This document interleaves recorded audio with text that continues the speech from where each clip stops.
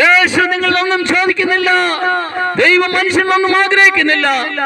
നിങ്ങളുടെ ഹൃദയം ദൈവത്തിന് വേണ്ടി ഇന്ന് പകൽവേളയിൽ ഒന്ന് തുറക്കുവാൻ കഴിയുന്നുവെങ്കിൽ, ഒന്ന് കൊടുക്കുവാൻ കഴിയുന്നുവെങ്കിൽ, യേശുവേ അവിടുന്ന് അങ്ങന്റെ ഉള്ളിലേക്ക് വരണമേ എന്ന് ആത്മാർത്ഥമായി ദൈവത്തോട് പറയുവാൻ കഴിയുമെങ്കിൽ തീർച്ചയായും ജീവിതത്തിന് അർത്ഥമുണ്ടാകും.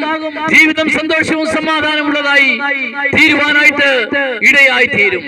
ഒരു കാലത്ത് ദൈവത്തെ വേണ്ടതുപോലെ ദൈവസ്നേഹം എന്തെന്നറിയാതെ അനുഭവിക്കാതെ ജീവിച്ചിരുന്ന എന്നെ പോലെ ഞങ്ങളെ പോലുള്ളവരെയൊക്കെയും അതേ പൂർണ്ണമായും രക്ഷിച്ച സഹായിച്ച ഒരു ദൈവത്തെ കുറിച്ച് അവന്റെ സാക്ഷിയായി നിന്നുകൊണ്ടാണ് ഇന്ന് സായാഹ്നവേളയിൽ ഞങ്ങൾ ഈ സുവിശേഷം പ്രഘോഷിക്കുന്നത്.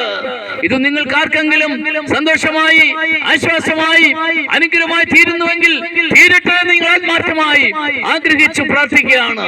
ഈ വാക്കുകൾ കേൾക്കുന്ന പ്രിയപ്പെട്ടവരായ നിങ്ങൾ എല്ലാവരെയും ദൈവം ധാരാളമായി സഹായിക്കട്ടെ എന്ന് ഞങ്ങൾ ആത്മാർത്ഥമായി ആഗ്രഹിച്ചുകൊണ്ട് പ്രാർത്ഥിച്ചുകൊണ്ട് ഈ വാക്കുകൾക്ക് ഇവിടെ വിരാമം കുറിക്കുകയാണ്. കാലമെല്ലാം കഴിയോ, ഇന്നു കാണുന്നതെല്ലാം അഴിയോ,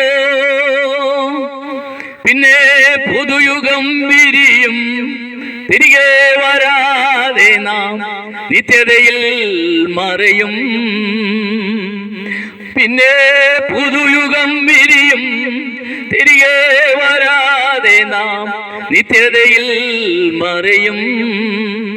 കാലമെല്ലാം കഴിയോ, ഇന്നു കാണുന്നതെല്ലാം അഴിയോ, പിന്നെ പുതുയുഗം വിരിയും, തിരികെ വരാതെ നാം നിത്യതയിൽ മറയും.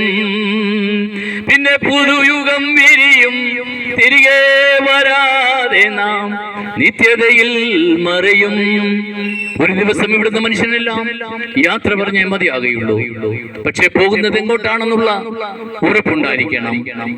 എന്റെ ഈ ജീവിതം ഇവിടെ അവസാനിക്കപ്പെടുമ്പോൾ, എന്റെ ശരീരം ഇവിടെ ഉപേക്ഷിക്കപ്പെടുമ്പോൾ, അതിനപ്പുറത്തേക്ക് ഞാൻ ദൈവത്തോടുകൂടെ ശാശ്വതമായ ശാന്തിയുടെ തീരത്തേക്ക് ഞാൻ പറന്നുയരുമെന്ന് വിശ്വാസമുള്ളവർക്കായി ഞങ്ങൾ ദൈവത്തെ സ്തുതിക്കുകയാണ്.